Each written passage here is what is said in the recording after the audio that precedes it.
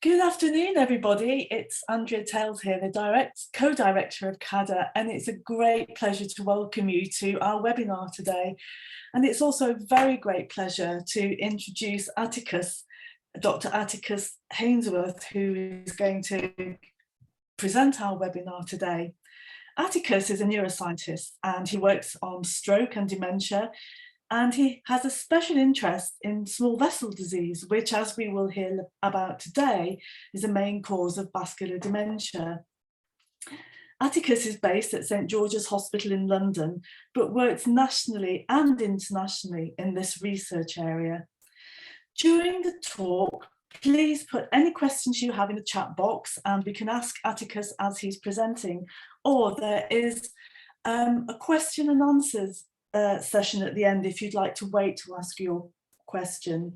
Can I just point out as well that there's a Welsh version of this presentation at the end, if available at the end if you would like it. And also just to emphasize that this is quite a scientific talk and some of the visuals are very scientific and detailed, but there will be some discussion about that. And again, just let us know if you want any clarification and either Atticus or I can help. I'm going to stop talking now. So Atticus, over to you, please. Thank you. Thanks very much, Andrea.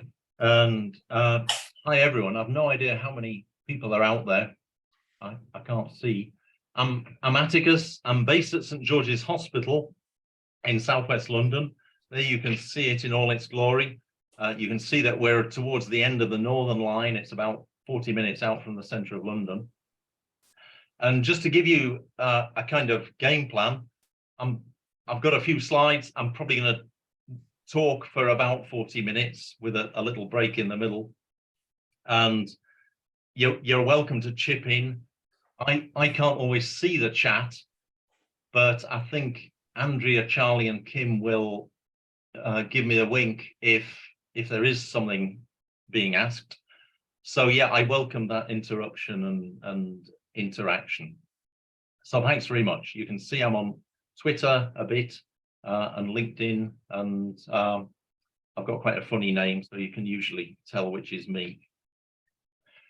Briefly, there are my disclosures for this, as Andrea says, scientific talk, which I'm hoping will be a little bit kind of accessible. I've tried to de-scientific it a bit.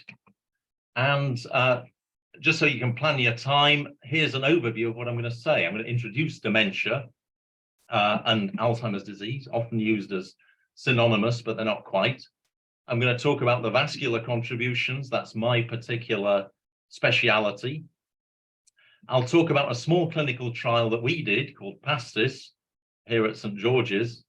I'll talk about a huge clinical trial based in the United States called Sprint Mind. And then I'll try and wrap up and give us some take-home messages.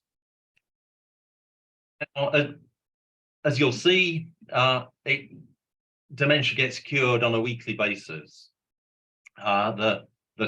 Particularly the tabloid press loves this, and I'm not saying there aren't real findings out there, but there's plenty that are kind of, let's say, feel-good findings. I've seen all sorts of things that will cut your dementia risk dramatically. Aloe vera extract, being married, being from the county of Yorkshire, or a personal favourite, this one right here, which you might think came from the 1980s. In fact, it came from the Sunday before last when I was preparing this talk. So it keeps us interested. The real story, I guess, goes back to Dr. Alzheimer. He was an Austrian psychiatrist working at the start of the 1900s. He made famous this unfortunate lady, Augusta D., who was a homemaker, I think in Austria. And around the age of 50, her personality changed quite markedly. She became more suspicious and forgetful and just different, quite angry, disoriented, paranoid, suspicious, and Alzheimer followed her quite carefully, and I guess looked after her carefully. That's him, by the way, up in the top right. It's worth noting that Augusta D, we would now say she had Alzheimer's disease. In fact, she had early onset Alzheimer's disease, almost certainly a familial genetic form. Much more common is the late onset type of Alzheimer's disease in people age over 70 and above, where there's much less of a sort of genetic component. But the thing with Alzheimer is that he wasn't just a psychiatrist, he also looked at brain tissue. And when Augusta D died 5 years after coming into his care, he got to post-mortem her brain, observations that are now sort of legendary and very much with us. And he pointed out the cardinal signs of a brain that's affected by Alzheimer's disease pathology.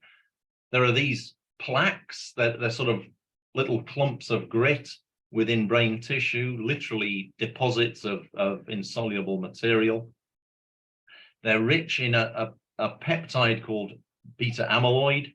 That you might have heard of it, and it's one of the kind of classic features. Another one is within the nerve cells themselves, and it's a little protein called tau, Greek letter tau, and it becomes kinked up. It's a normal protein. It's there in a healthy nerve cell, but unfortunately it gets sort of aged, crinkled up, and forms clusters called tangles in the nerve cell that are making this nerve cell appear black. And when it's got these tangles inside it, a nerve cell doesn't perform so well. And clearly that's a problem. Overall, as nerve cells die, particularly in older people with Alzheimer's pathology, the brain will shrink a bit as well. So this is what we mean by Alzheimer's disease pathology, and it underlies a lot of dementia, not all. I guess none of us need reminding, this is a real concern of our later life and our aging population. The x-axis is years of life as you get older and tempus fugit. The y-axis is your level of cognitive function, basically how good your brain computer is, how well it's working. And of course, as we all get a bit older, we get a bit less sharp, but some people, the decline is a bit more steep and precipitous, and that can lead into a diagnosis of dementia. We go. So where would we want to intervene? Well, when there's a clear difference, when there's absolutely no doubt about the diagnosis, would we want to try and give some therapy there and try and repair the damage? Sadly, probably not really. The damage is likely to be too far gone.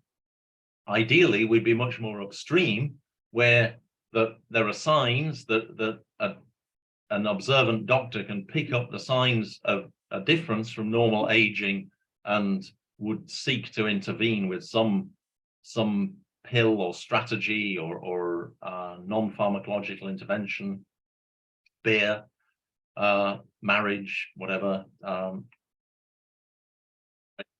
But better yet, if with clever biomarkers we were able to go even further upstream and realize who was beginning to take the other path towards a dementia diagnosis, and that would be a great place to intervene and slow or even prevent the progression.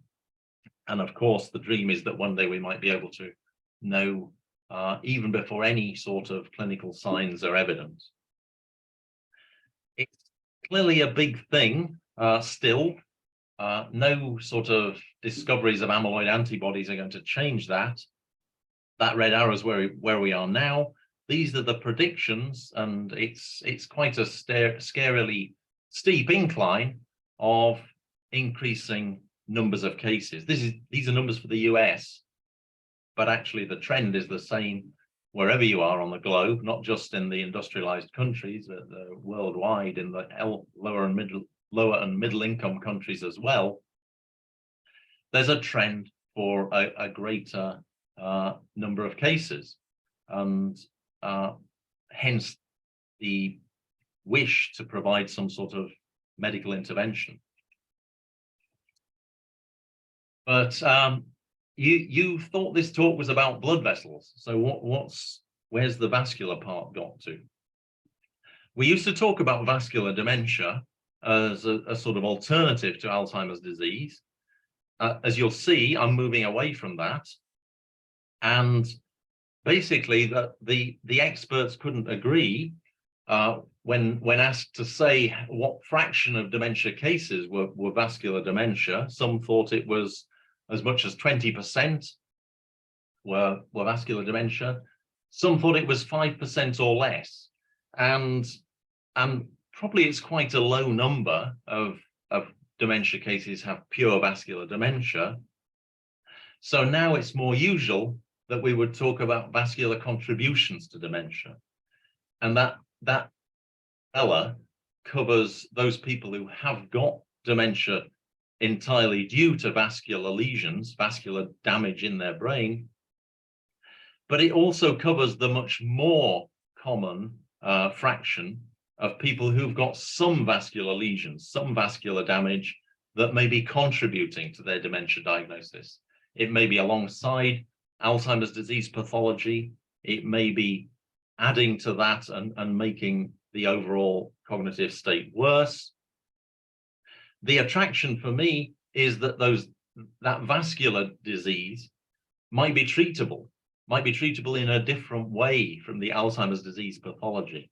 So as we wait for the Alzheimer's targeted therapies to come through, no doubt they will, but who knows when, it may be that the vascular component is targetable right now.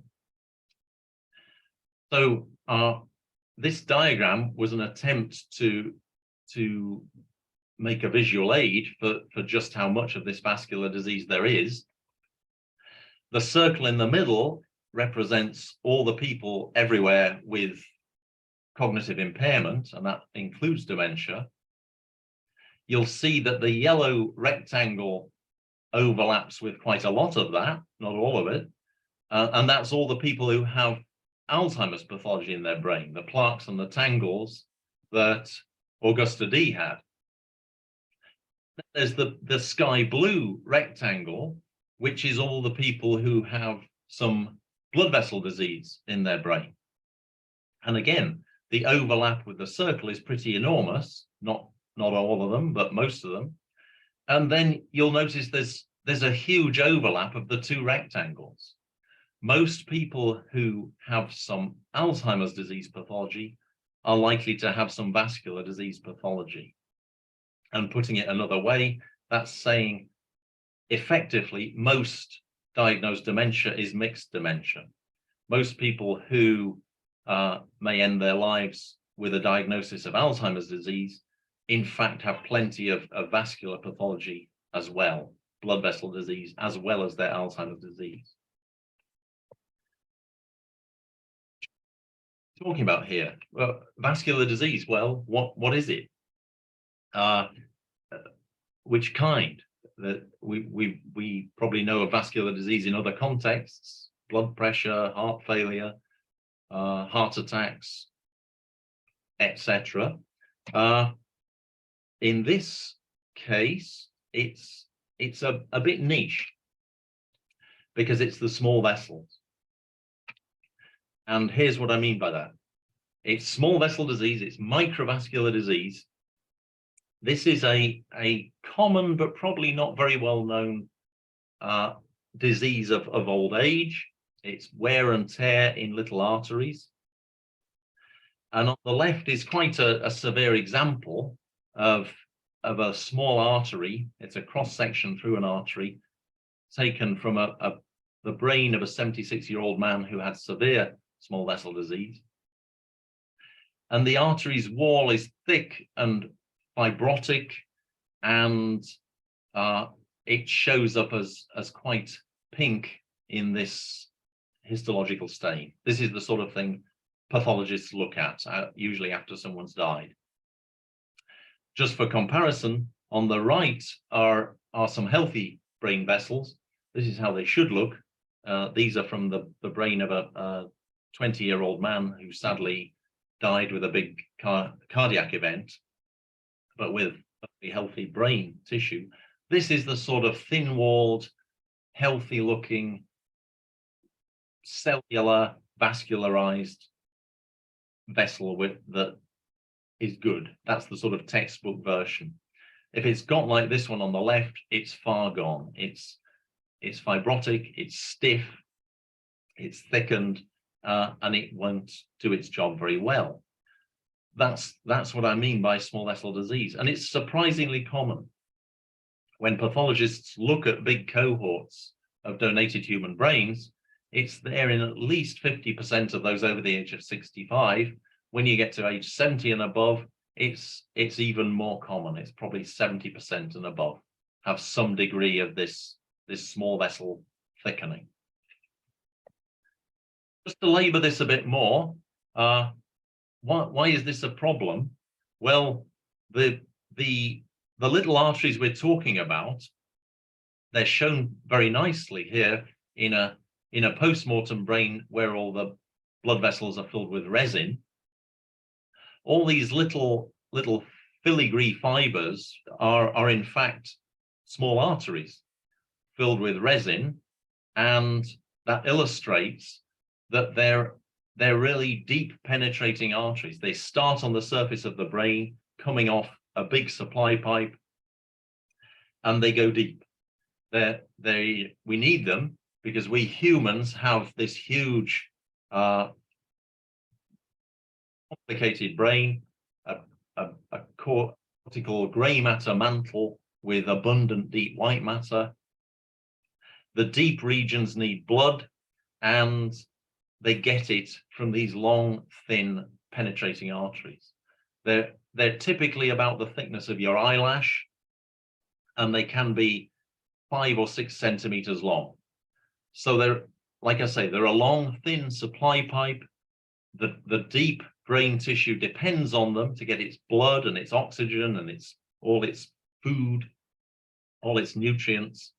If they get thickened, if they get fibrotic and stiff, they will not deliver blood to the extent that they need to.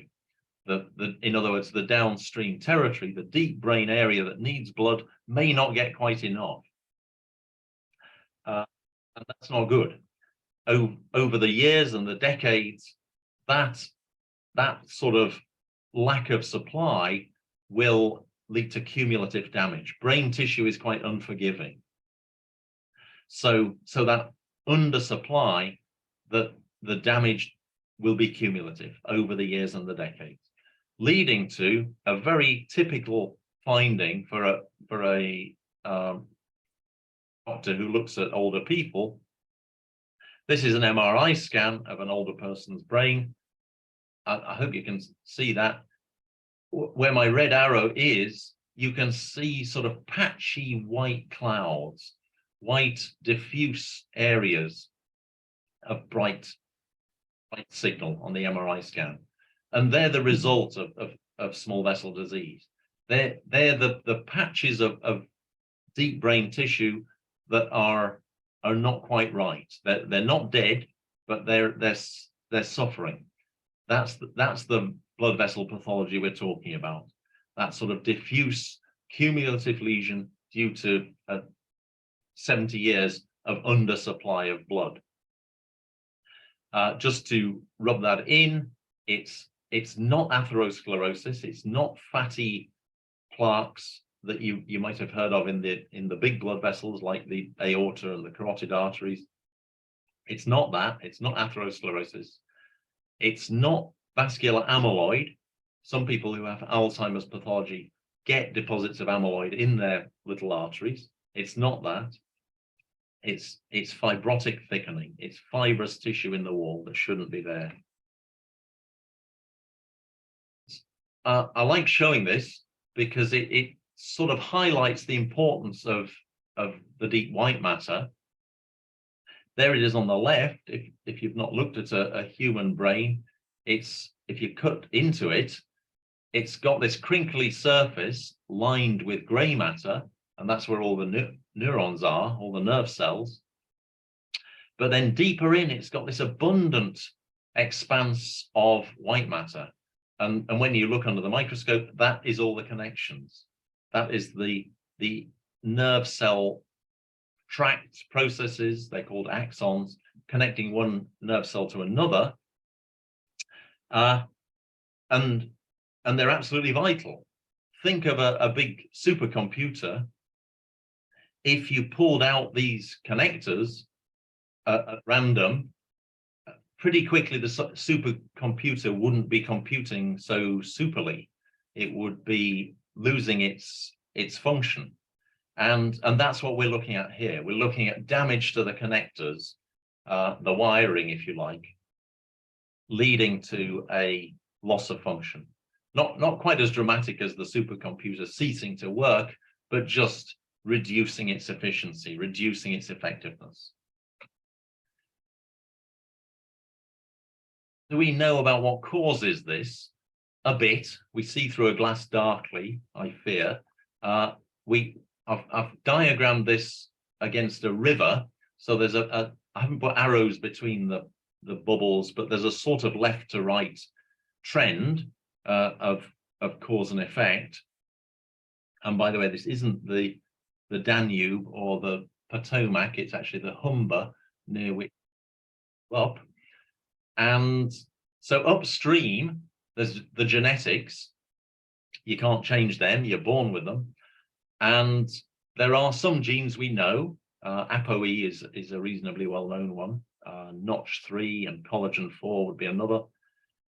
As life goes on, we're going downstream, you can add to that risk with things that give you high blood pressure, cigarette smoking. You get older, I'm afraid you can't do much about that.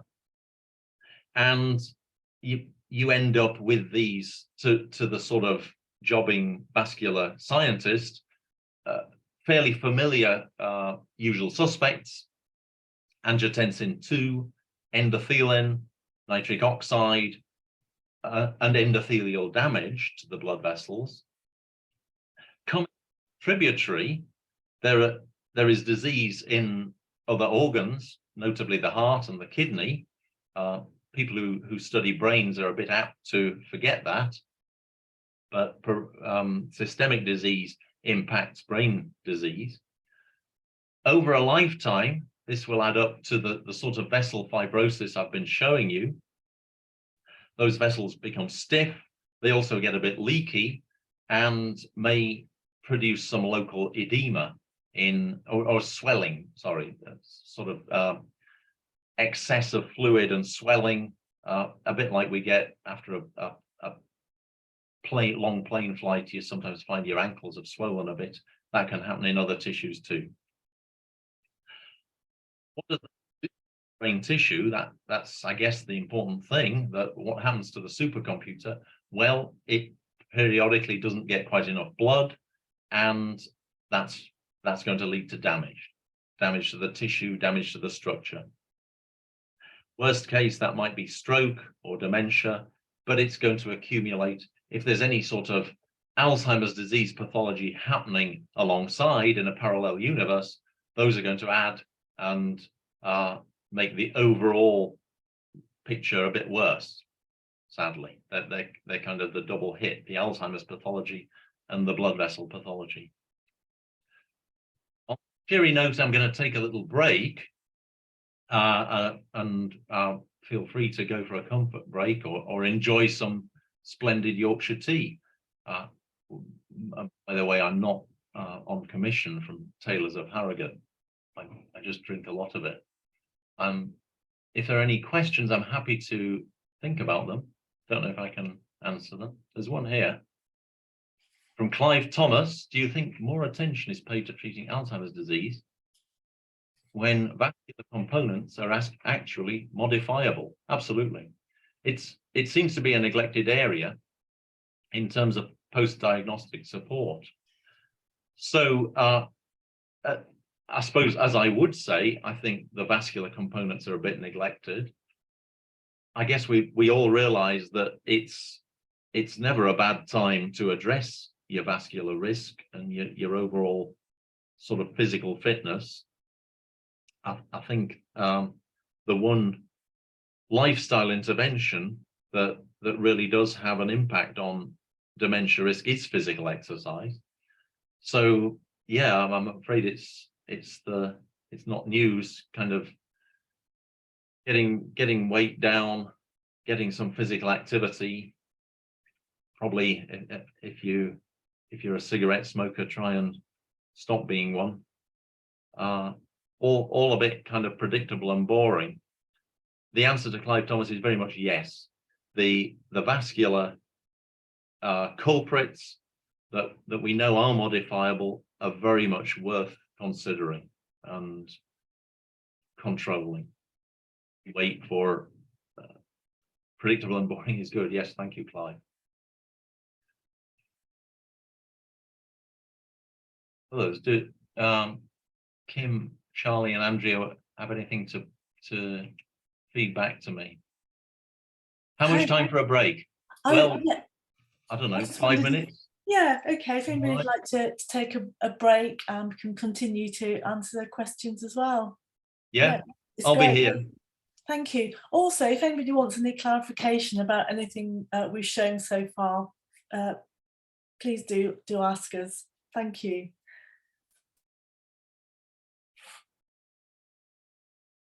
Atticus, can I ask a question? Feel free, sure. When do you think small vessel thickening occurs in terms of our age? Is it highly variable between people? It's probably pretty variable. It's variable even within a given brain. You can have a thickened vessel, a stiffened vessel, and a reasonably normal one next to it.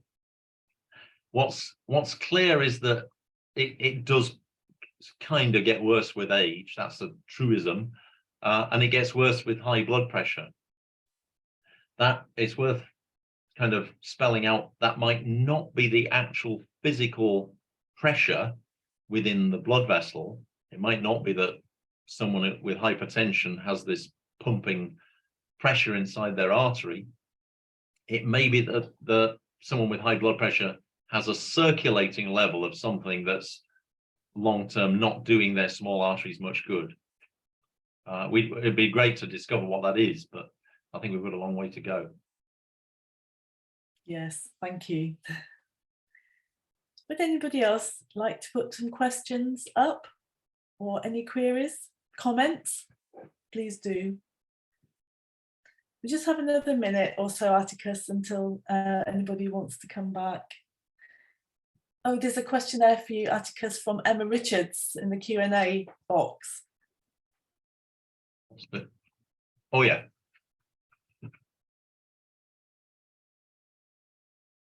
There's bemoaning terminology. Yeah, sorry, Emma. It's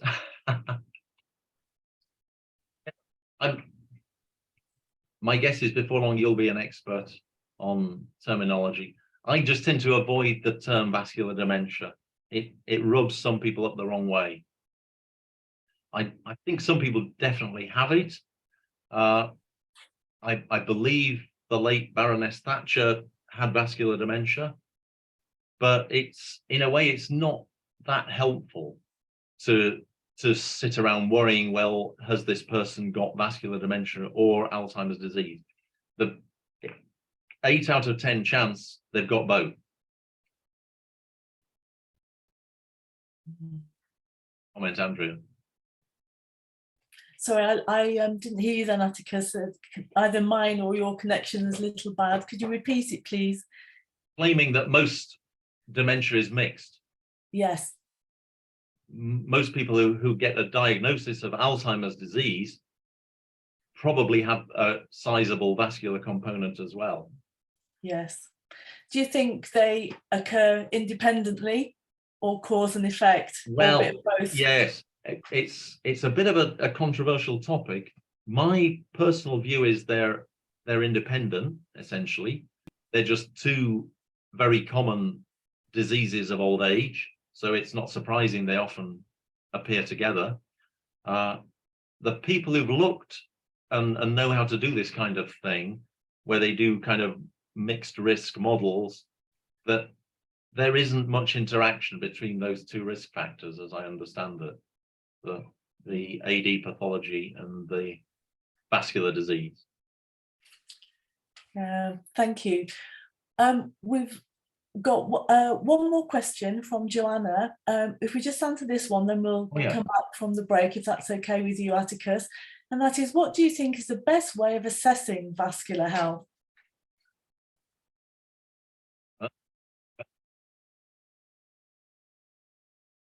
An MRI scan is a pretty good indicator,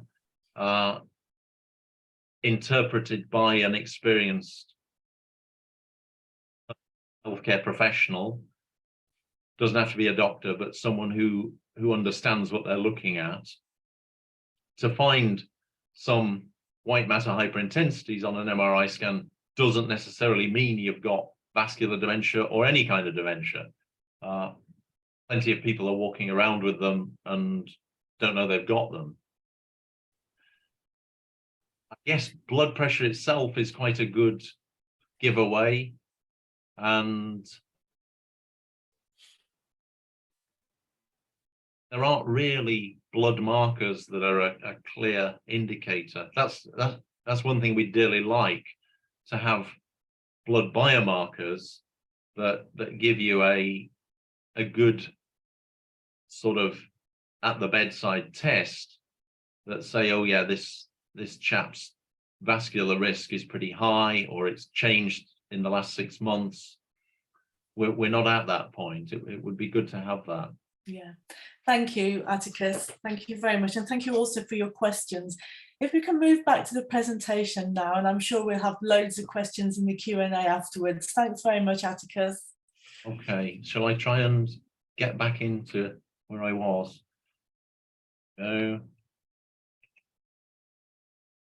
Yes.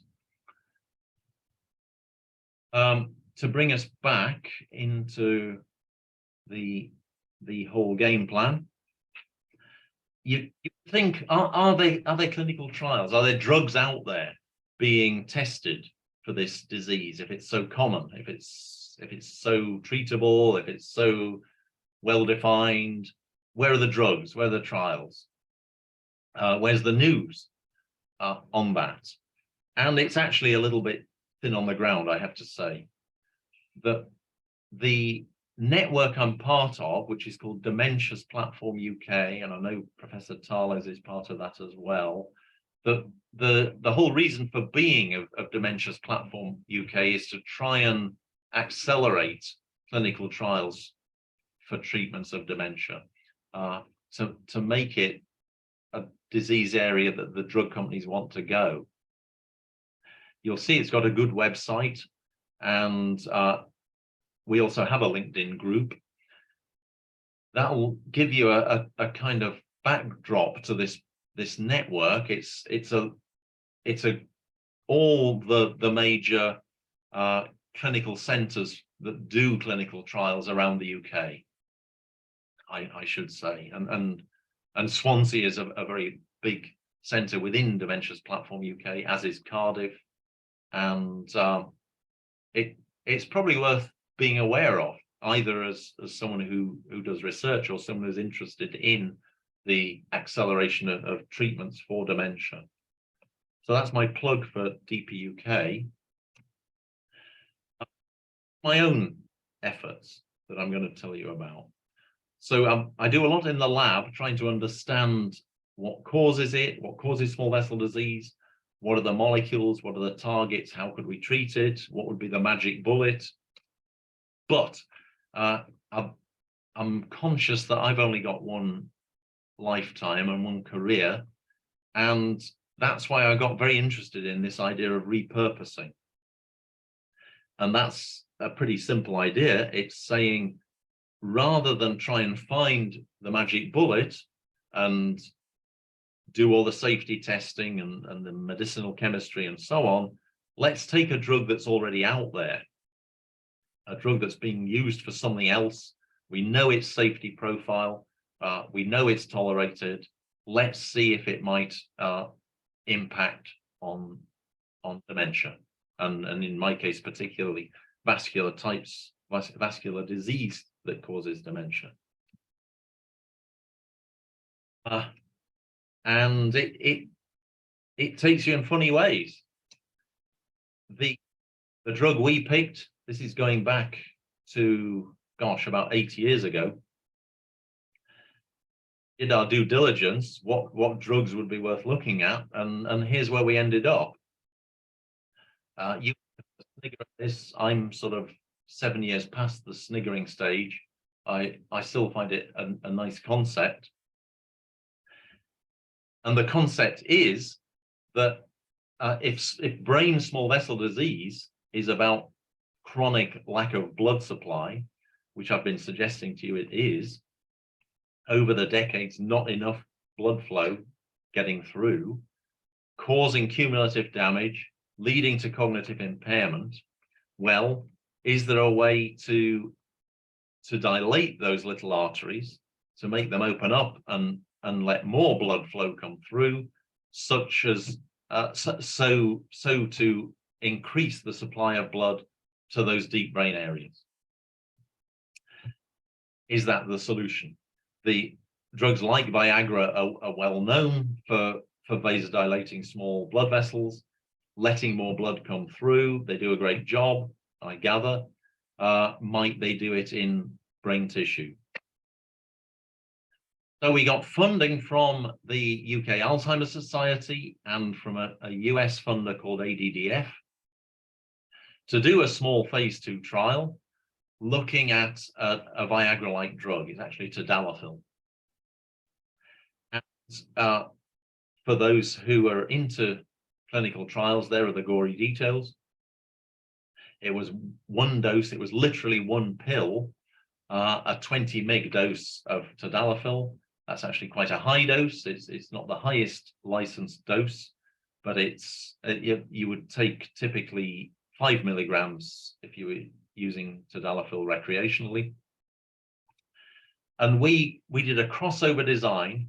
So all our participants got the drug, all got the placebo, but they were randomized to the order of treatment. They got the drug at one visit and the treatment at the next visit, or vice versa, and they didn't know which was which, and we didn't know. And we knew we had to get 54 participants with symptomatic small vessel disease to test our question. That was our prediction anyway. We took people without a frank diagnosis of dementia. It's, as I say, symptomatic small vessel disease. In practice, all of them had had a lacuna stroke event. What tadalafil? Tadalafil was marketed as Cialis. It's widely used. It's got a long plasma half-life. If we compare Viagra, or the drug in Viagra is sildenafil, it has a half-life of about 4 hours. This stuff, if you were to take it for cognitive impairment, you'd only need one dose a day. And equally importantly, it has good evidence of brain penetration. The drug gets into the brain, which it would need to do. It's widely used, it's widely tolerated. It's been in at least 20 million people worldwide, probably a lot more now. Most of them men, but not all men. About 10% of those were female. And like I say, it's well tolerated. It has side effects, but we know them. And you stop taking it, or you bring the dose down, and they go away. This was our trial, the PASTIS trial. After a screening visit to check eligibility, people had a sort of baseline assessment, and those funny acronyms are actually questionnaires that tell you about people's general quality of life, how their state of function is after stroke. That's the NIH stroke scale, and a rough test of cognitive ability or sort of brain function called the MOCA. And like I say, they would have 2 visits. They'd come in the morning about 9 o'clock. They'd have an MRI scan to make a map of their brain blood flow. They'd have the capsule at about midday. And then 3 hours later, they'd have another MRI scan to make another map of blood flow, such that we could tell how their blood flow had changed before and after. And that might have been the drug, or it might have been placebo. Then at least 7 days later, they would come in and do it all again. And this time they would get the other treatment. And we could look at how their blood flow changed after that. So the outcome, the endpoint of the trial, was the difference in response to treatment, the treatment effect, if you like. All of them, as I say, had a lacuna event. We took them at least 6 months after their incident stroke, and their blood flow map was measured on our Philips 3 Tesla MRI scanner using a pseudo-continuous arterial spin labeling method. And the recruitment was good. We started recruiting in September 2015, and we were proud of this, that basically most of these lines, each horizontal line is a different patient. Most of them stayed blue. The ones with a red asterisk are the ones that withdrew, either because they had side effects or they didn't like having MRI scans or something that they had to withdraw. But out of 65 who consented, 55 completed the trial, which we were very happy with. This is sort of the baseline data, that the profile of the participants who did the trial. That I won't ask you to read these in detail, but to a physician treating older people, these would be rather characteristic of what you might call an older vascular population. They've got a bit of hypertension, they've got a history of stroke, they've got some white matter lesions. This shows the scatter of their age. The median, I think this was about 65 years of age at entry, and the oldest person was in their late 80s. We accepted people over the age of 50. That was the cutoff. With hindsight, that was maybe a mistake.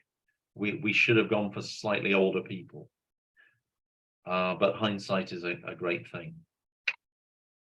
And the findings, just starting with some incidental findings, we didn't expect we weren't looking for this at the outset, but we found a small but very significant decline in blood pressure in both the systolic and diastolic with the drug, just a few millimeters of mercury, but that increased our confidence that we were giving active drug and it was getting into the right places. In terms of the actual endpoint we wanted to measure, namely the brain blood flow, the trial was neutral. Essentially, there was no treatment effect, and this was looking in the deep gray matter areas as well as the subcortical white matter. There was no suggestion that there was a significant change in blood flow. So it was a neutral trial, as many clinical trials are. If you've ever done a clinical trial, you'll know that you really pick away at the tea leaves and try to see if there was anything that was significant. So that's what we did. This looks a bit like tea leaves. In fact, it's plotting the change in blood flow versus the person's age. It looks like a bit of a sort of splash pattern, but if you plot the best line through the two sets of symbols, in fact, it appears that in older people, as you go to greater ages, there is a trend for increasing blood flow with the drug. A difference between drug and placebo. It's possible, just looking at where the two lines cross, hindsight is telling us that if we had recruited participants over the age of 65, maybe that would have been the better way to detect a treatment effect on blood flow if it's there. I'm not claiming that it is, you can't do that, but I'm saying that if we were to do this again, I would certainly look at people who were over 65 or maybe over 70. That was our little trial. And now I want to look at a very big trial, quite a different one. And this was called Sprint Mind, and it made quite a splash in the field because it actually got a significant effect. And Sprint Mind was looking at no magic bullet. There was no sort of tadalafil here. It was just saying, what does it do if you really drive blood pressure down? So-called intensive blood pressure lowering. The two arms of the trial were either the standard treatment to the standard target, and at that point, when Sprint began at about 2008, I think, that the target was a systolic blood pressure of 140 millimeters of mercury. The intensively treated arm was aiming for a systolic of 120 millimeters of mercury. And that's quite a difference, and takes quite a bit of medication to achieve. They just about did achieve it. I think they maybe got a difference of 15 millimeters of mercury. But the key thing was it didn't matter what drug you used. You could use whatever medication came to hand, and most of these participants in practice were taking 3 different medications to get their blood pressure down. And they met their target. They recruited over 9,000 older people. It was a US-based trial. All these centers, I think bar one, were in the US or Canada. They had one in Puerto Rico. And that was Sprint, and they published it in 2019. And what got the attention was that there was a significant change. There was a low p-value. For those of you who aren't used to p-values, a low p-value is good. It shows you've really got an effect. There was a treatment effect in terms of mild cognitive impairment, or in terms of the combination of mild cognitive impairment or dementia. If at the end of the trial you had converted to either of these, then that was part of the risk for that arm. The low p-value is saying that the intensive treatment produced less cognitive impairment than did the standard treatment. There was a reduction in hazard ratio, a reduction in hazard of the order of 15 to 19%. I think that's not vast, but it's pretty decent for trials in this field. And that's why it made the news, that it had achieved a 15 to 20%, let us say, change in risk with standard medications. And let's suppose this is true. Let's suppose this is validated. It needs a follow-up trial to validate it. If it is supported, this is saying that with anti-hypertension drugs, blood pressure lowering drugs that cost literally pennies, you can really change dementia risk. And that means you could be doing it not just in North America, or London or Wales. You could be doing it the world over. You would be doing it in Somalia and Ethiopia and India, etc. You could really be impacting the dementia plague. That's the dream that is held out to us by Sprint. We'd like to do it again. I'd very much like to be part of doing it again. That top question, remains unanswered. Does intensive blood pressure lowering cut the risk of dementia per se? We need to see it be working in more diverse populations, not just reasonably affluent, well-medicated Americans. Again, we get the lesson from SPRINT to go for the older people, those over the age of 70, where the real conversion to dementia starts to happen. We'd include people with the standard comorbidities that older people tend to have. And we'd give the treatment for 5 years. SPRINT Mind only went to 3 years, and that probably wasn't long enough. But we need to do it. We need to know if SPRINT Mind is right or not. If it's not, we need to know.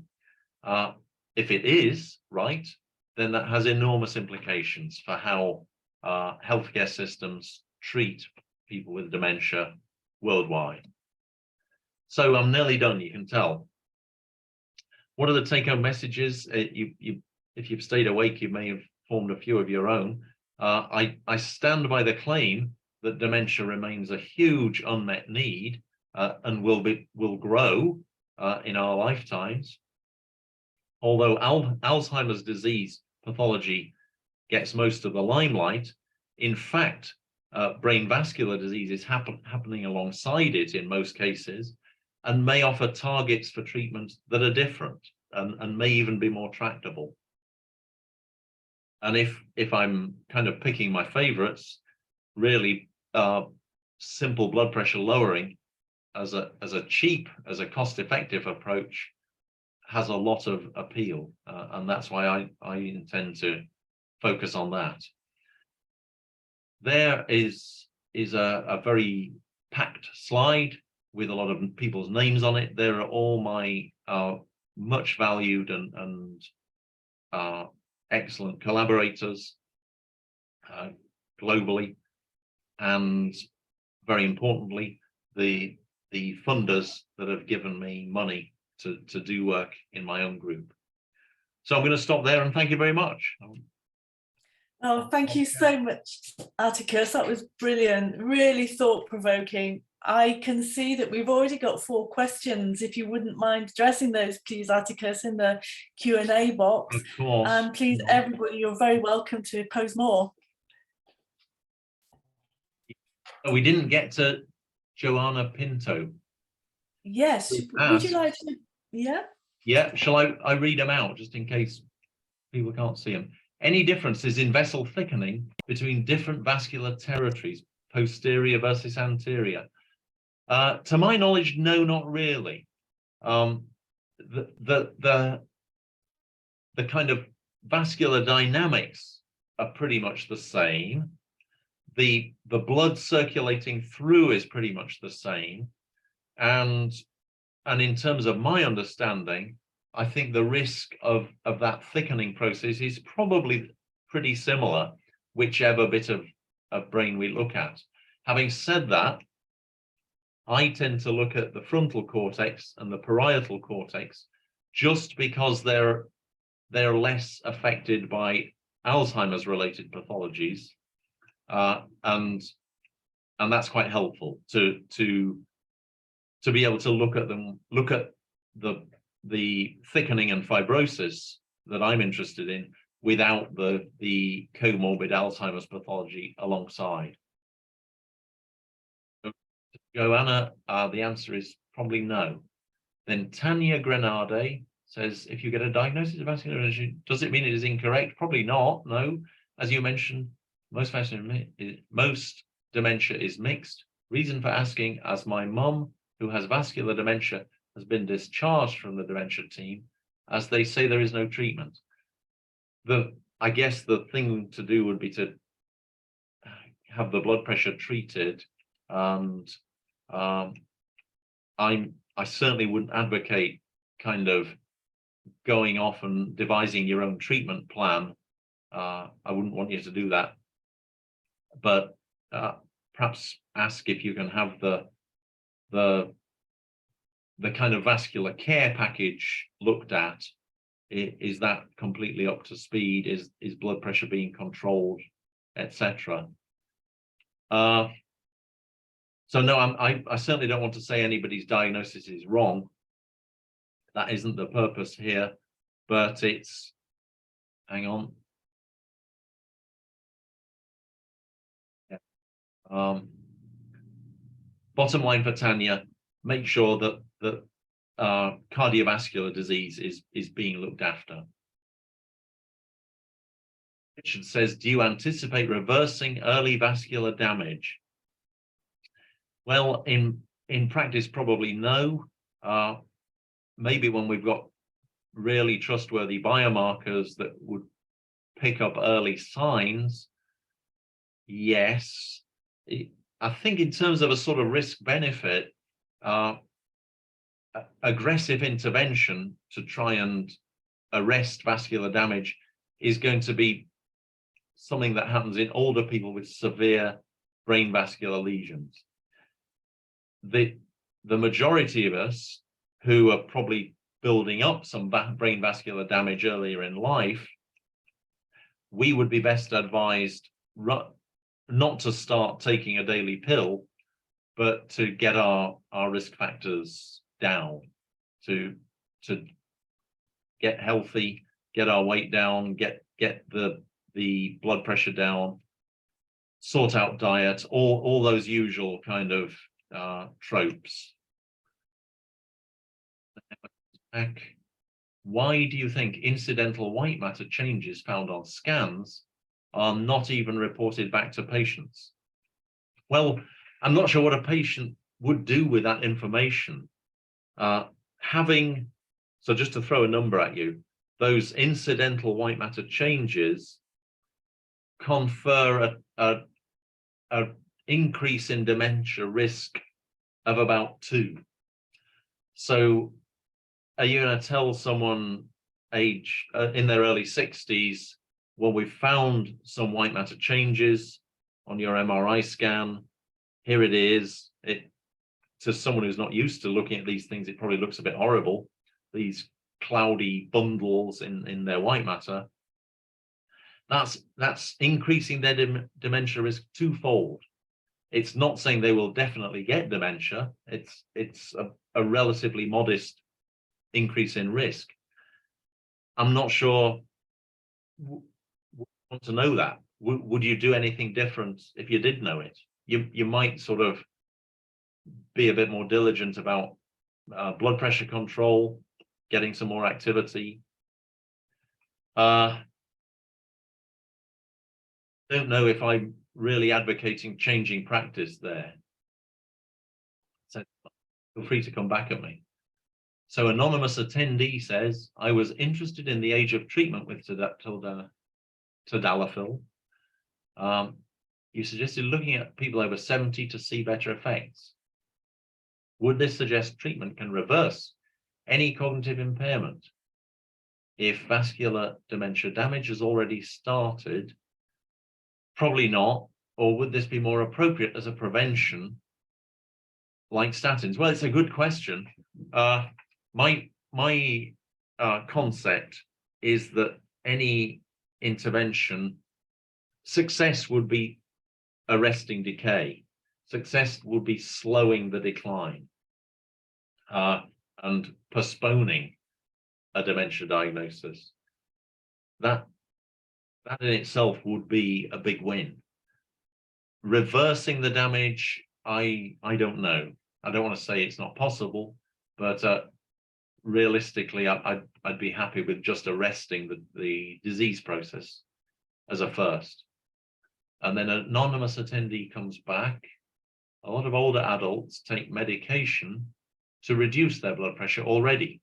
Do you know to what level taking these medications generally aim to reduce their blood pressure? Would they need to lower it to a greater extent to get the benefit?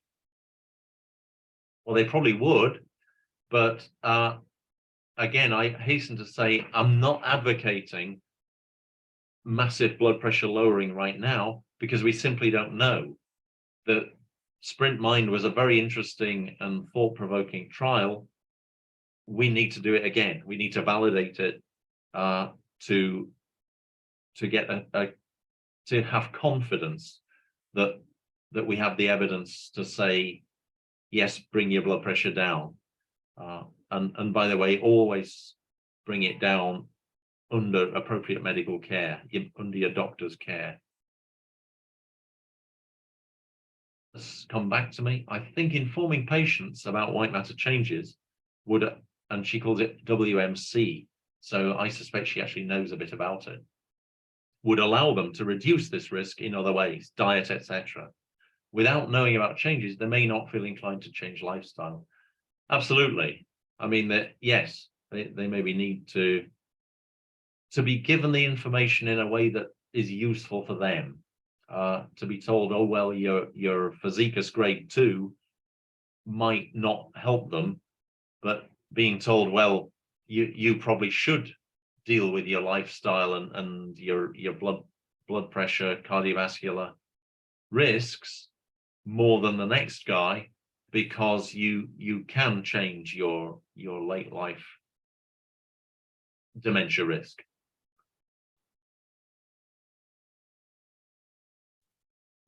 Thank you so much, Atticus.